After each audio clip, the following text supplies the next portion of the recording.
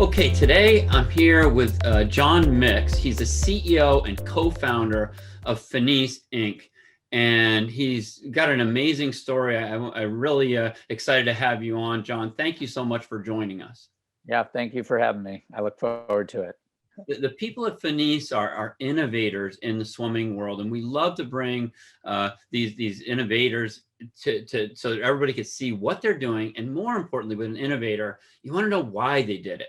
If I'm correct, you started this. You're a co-founder with Pablo Morales. Is that right? That's right. Yes. And that's he's such an incredible athlete, and I think he's one of the most beloved athletes that we've ever had in America. And I know we've got a lot of them, but he's just amazing. Everybody loves Pablo, I think. And so you got a chance, and you work with him, and right, able to talk to him, and so you get a lot of ideas. Tell us a little bit about the inspiration behind Finis. What got you started? Sure. I was fortunate, born and raised in the Santa Clara, California Bay Area. And at that time, Pablo and I were high school teammates. So Pablo, in addition to being a great swimmer, Pablo was a great water polo player, and water polo was my passion. So I swam to feed the need for being a better water polo player. So I swam with Pablo and I played water polo with Pablo. And I think we found out in our discussion a little while ago that that actually I have a friend who was a roommate of mine. I was the best man at his wedding, and he was there with you guys at the same time. Barry Creighton is an amazing guy. So yeah, that's great. I know it helps things tie in. It's such a small world. So Pablo and I, we were teammates. We remained friends. Pablo went on to Stanford. He did play water polo his freshman year. He could have played water polo all 4 years. I think he could have played water polo on our Olympic team. I bet he could. I mean, being a great swimmer is just paramount to being a great water polo player. So, but Pablo had his great swimming career at Stanford. I went and played water polo in Santa Barbara. And after playing some water polo in Santa Barbara, I played a little water polo in Europe, and I was exposed to a big monofin. And I really took to the monofin, and I knew there was something about this product. I didn't know what the application was, but it was fun, it was fast, and I loved it. And so I brought one home with me, and I studied some patents, and I just had this idea that something would come of this monofin. And after the '92 Olympic Games, when Pablo won gold in Barcelona, he and I got together, and we went for a swim, and we were having a conversation. And I asked him, I says, "Hey, so Pablo, did you ever train with the monofin?" Right. And Pablo says, "The what?" I said, "Gosh, the monofin. Certainly you must know about it." In my thought process, I said, David Burkhoff trained with it before '88. I mean, that couldn't have been possible to do the Burkhoff blast off without training with a monofin. And for those of you who don't recall, so that after the '88 Olympics is when they changed the rules in backstroke. Dave Burkhoff came off his start, and he only surfaced to make about 2 or 3 strokes before the wall at the 50-meter mark. And that was came off that second wall. A big innovation. Yeah. I think he went about 35 meters on the second lap, and he touched second. But people said, "Where is he? Where is he?" And he pops up. So but Pablo really said no. In swimming, although the coaches are very, they exchange information, they share with each other. I don't know about this monofin. So we got together again, and he tried it, and he swam with it, and he said, "Wow, this is really fun. That's a benefit. Oh, it's really fast." And one thing he said is, what's really interesting is, says when he kicked on his side, he felt power in both directions of his kick. And he said, it's funny, as people always ask me, how do I develop that fluid kick? Right. And it's hard to describe, but when you put the fin on, you feel it. And that was it. At that point, I said to Pablo, I says, "Hey, Pablo, should we start a company together?" And he said, "Well, what will we do?" I said, "Well, let's make products that help swimmers get better." And so, in February of '93, we started the company, and we both worked our day jobs. We put some seed money into the company, and it was I didn't quit my day job until January of '97. So it was just a hobby for 4 years. You know, Pablo and I had 4 or 5 employees. We were making some products with, really speaking with Richard Quick and Nort Thornton, where, you know, they took us under their wings, and they helped us ponder great questions. And that leads to other products, which I think I can talk about as we lead Right. into other We're questions. going to bring those in. So Yeah. let me add on to this a little bit, just to help you a little bit to find some of the sources that I know about. So when I was in Indiana, Doc Councilman came out with a monofin. Wow. But I'm in 1981 to 85 era, right? And that was wooden.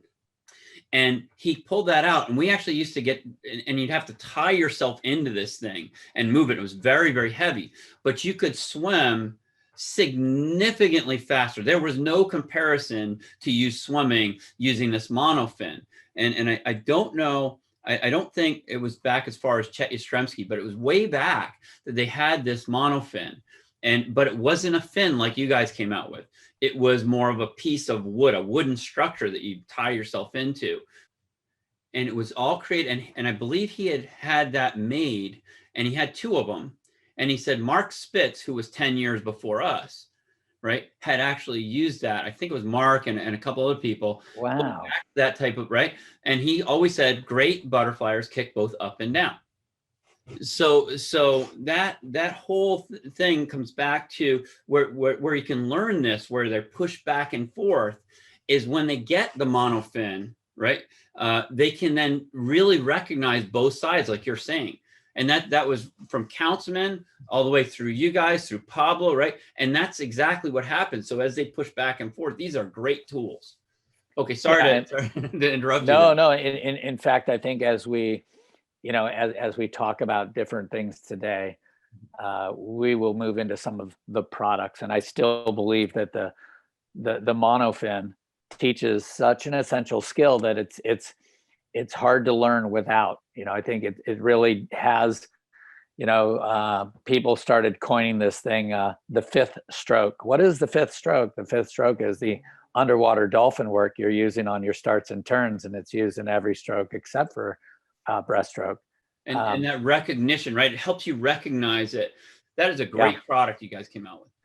Yeah, it's seen a lot of different life cycles. And again, like when we get into that product, I'll tell you, like, you know, we started with something big in fiberglass, and today we make fiberglass monofins, but we also make natural rubber monofins, which are more affordable, they're more durable, they're safer. Mm-hmm. And, you know, and there's one that we even worked with to get a faster kicking cycle. So it's so you can increase the cycle rate, which you really need with that dolphin kick when you're just.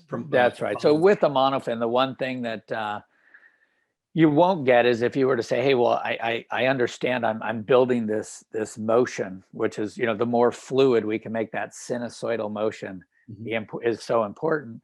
And what you'll see is some people have a rigid front end of their stroke, like Michael Kavik was rather needle-like at the front end, but his flow in the back end was really eloquent. Then you look at like Dennis Pankratoff, he had flow even in the front end. Right. So everyone does it differently, but, you know, tying into fluid mechanics, you know, there's a cubic relationship between speed and resistance. So when a swimmer takes on 2% more speed underwater, they feel 8% more resistance on the body. When you put the monofin on, you're going to go significantly more than 2%. So it allows you to feel parts of friction and drag on your body that you might not otherwise be aware of. So it helps you refine your head position. Start to streamline more and better. That's right. Your streamlined position. You yourself learn about even the lower body, if one leg is kicking stronger than the other, you start tilting to a side. There's just, everything is drastically enhanced, It's and because you're you spotlighting make it, right? You're this, spotlighting speed, and now you can see like where, right, it highlights the areas that you're having either right negative or positive, right? It helps you understand what you've got. right, a great opportunity to start making subtle improvements. That's And amazing. since we're on that monofin topic, I'll go ahead and tell you that some of the great coaches that I've had the chance to work with and speak with, and I'll say, Bob Gillette, Greg Troy, these guys will say, you work with the monofin regularly, you work on your starts and your turns with the monofin. You've got to graduate. So don't think that this is something that we can get someone to go from 5 kicks to 7 kicks to 9 kicks in a single season. This is going to take, actually, it's years of development. But Right. those who are most efficient underwater on their starts and turns, they are the ones that are winning races. So, we just have to be very methodical and planned. So if you're working with swimmers, it's okay to say, guys, this year, this group, 3 dolphin kicks on every turn. And once they get really good at that, now we tell them, hey guys, I want to see 5. And we're going to spend all season, we're going to do So they're 5 little by every little turn, getting little by little. progression schema. It's going to take a while to get up there. Misty, at her peak, I think she was doing between 11 and 13. And Bob Gillette was a real stickler about an odd number. He wanted an odd number because he felt that if you can optimize an odd number and get out to that 15-meter mark, you could have one less stroke, and the kick cycle would be happening at somewhere between 0.29 and 0.31, and a full stroke cycle is happening closer to a 5.8 or a 6.2, 0.58, 0.62. So by doing an odd number, he felt that you could actually shave a stroke off each lap, and potentially make up over the course of 4 laps in a short course pool.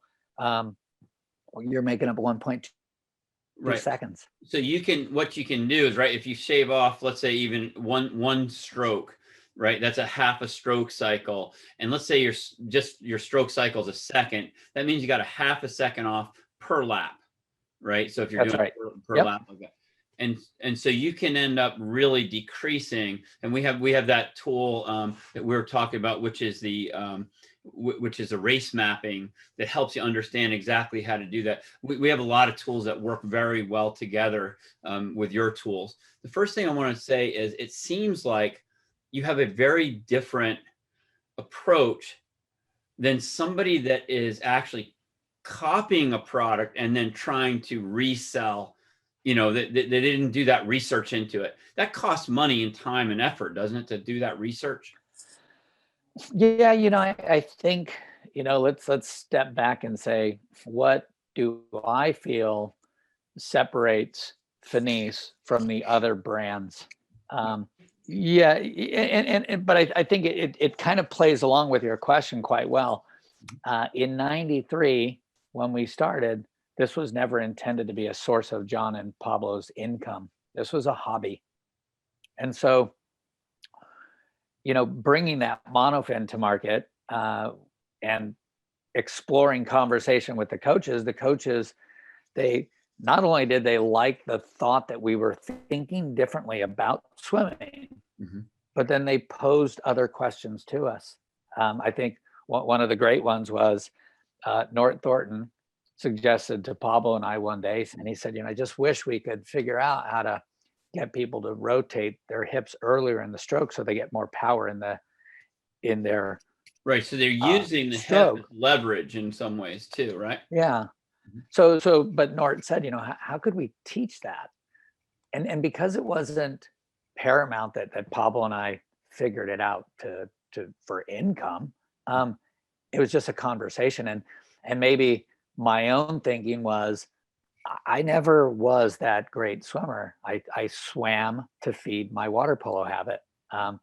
So my approach was always different. I heard the question where Pablo would think analytically. I was just thinking without all the swim background. I thought, how would you do it?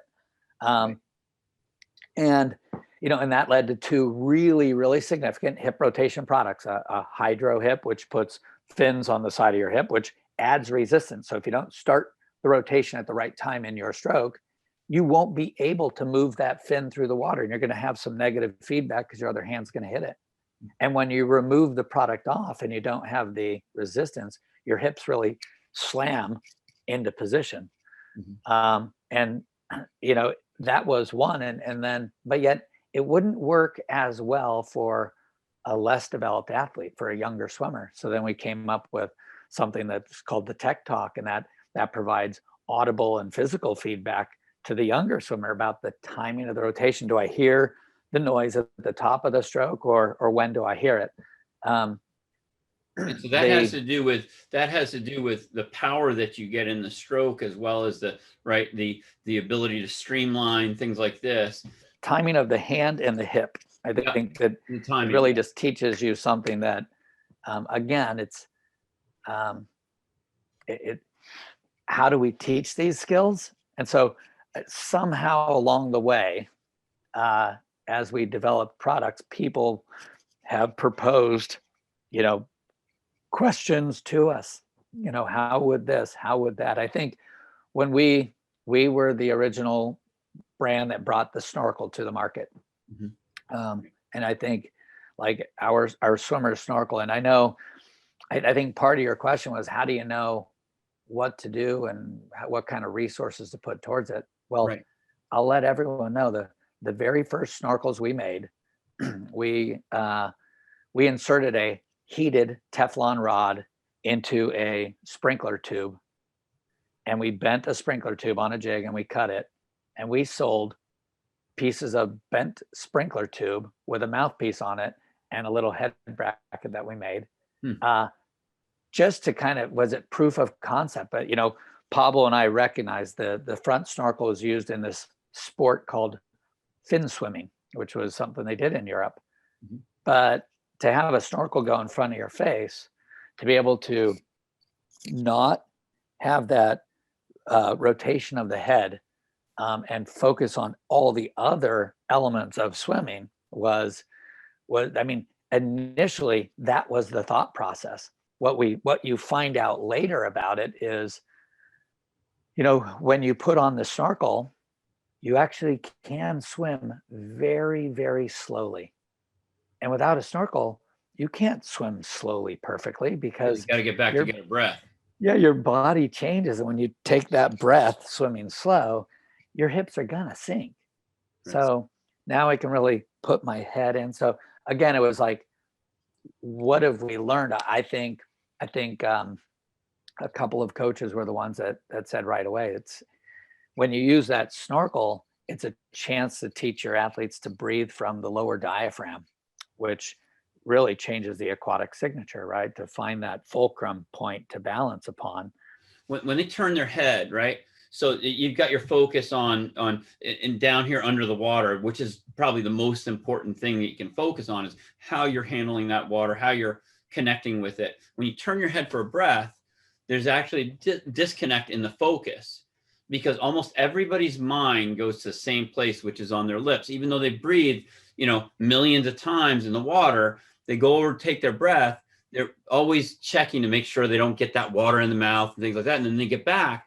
And so you have this where you're no longer focused on what you were trying to do. Whereas if they had the snorkel on, they're not going to have that disconnect. Yeah, I think it's the single, my perspective today, it's the single hardest skill to teach is really efficient breathing. We all know if you were to put a tennis ball or an orange under the chin and the neck, that's a good position. When we turn our head to breathe, we're supposed to roll this way and breathe into that pocket here. Most people turn their head to breathe with a slight upward motion, and that upward motion does create a shift in the whole body. If the The head hips comes go up, the down, hips right? have to go down. Yep. So by eliminating what I think is the hardest aspect of swimming, which is the breath, we can now work on all the other parts of our body. We can keep our head and spine in alignment and still roll the body to work on all those other features and get those down. Now we can remove the snorkel and work on that breathing motion. And then But work it in like putting a this, puzzle.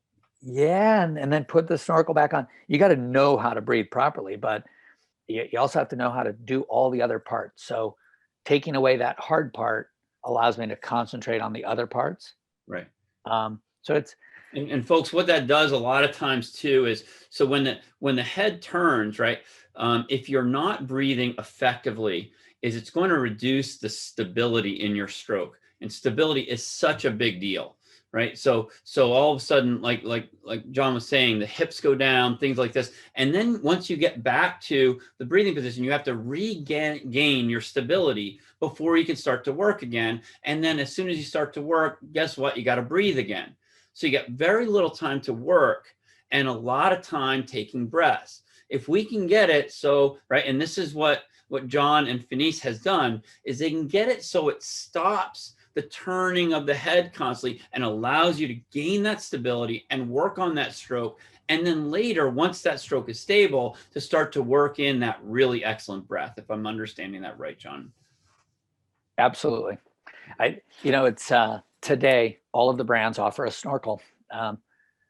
We actually have a new design ourselves where we put the head bracket directly into the tube, so the product remains really, really stable on the head.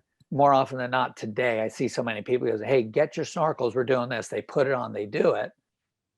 But I'd love for people to slow down and make sure they tell them why we're doing it. And here's something that I see too, John. When we talk to John, he's a CEO of a company, and when you talk to a CEO of a company, on average, they don't have this type of knowledge about why their product was actually created. And this is such a big deal. So when you buy from Finis and a company like Finis, right? And there's not a lot of them out there, but when you buy from Finis, you're not only buying that product to help your swimmer, you're also helping the swimming community, because John's thinking. And so as he takes, part of that money, pours it back into the company, back into new research to help more swimmers in the future. You're not just promoting your child, you're promoting swimming as a whole and driving it forward, versus, sending somebody out on a new sailboat they got, not that John wouldn't like to have a sailboat, but what I'm saying is, right, you're promoting swimming. You're part of the community that's developing this for you. And they listen and they try to understand and they try to help and serve that community. That's a great thing that you're doing. I've loved your company along the way because of the fact that, just as you said, you start as a hobby, you love what you're doing, and it shows it in your products. Well, let me take you back to that moment that I decided to leave my day job there we go. and take on swimming. So at the 96 Olympic Games in Atlanta, there were not only members of the US team, but members of the German team, members of the Australian team, members of the British team that were using our products in warm-ups. So we saw the Snorkel, we saw Monofins, we saw Hydro Hips and Tech Talks, right? And the original Tech Talk was, again, we used a piece of plastic tubing. We attached the plastic tubing using the large Lego called a Duplo, so that they could rotate the position. Only later did we figure out, hey, why don't we just change the mounting apparatus, But we saw this happening in Atlanta, and I said to my wife, I said, I have so much more passion for swimming. I come home from work and I want to work on Finis as a business. I work nights, I work weekends. During the workday, I had that liberty that a couple of women in my home office, when someone would call, they'd say, John's not here, but let me get you a message. And they would call me and say, hey, John, you just got a phone call from Richard Schulberg. And I would step aside and I'd call Richard back, say, hey, Richard, sorry, I missed your call. And I'd talk about swimming. It was just so fun. and so interesting. And, I was doing, call it electrical energy conservation sales in Silicon Valley, and I was making a lot of money. I was a Midwest regional manager. I was driving a nice car. My wife was pregnant with our first child. Wow. And I said, "Hey, Big honey, leap. I want to leave my day job. I want to go and do this." She said, "Well, what are we going to do?" I said, "I think we'll go back and we're going to be eating like college kids again. Like, I mean, it's going to be tough. I Big don't jump. know." Yeah. And she said, "Are you sure?" I said, "No, I'm not sure, but I just know it's just, it's where I love doing it. I really love doing it." So we said, "Okay, come January 1, let's just give it a try." My son was born in October. In January 1, here we go. Big leap of faith. And yeah, gosh, at that point, I have surrounded ourselves with good people, and really the whole global swimming community is a very warm, welcoming group of people. We all strive to make people the best they can be. Right. And I think somewhere in that journey, I realized that, I wasn't that swimmer at that level, but I fell in love with swimming for a whole different thing. I started to find swimming was my source of yoga. It gave me a mental peace. I got the workout, I got the mental peace. I fell in love with swimming, and as a water polo guy, I didn't think that would happen.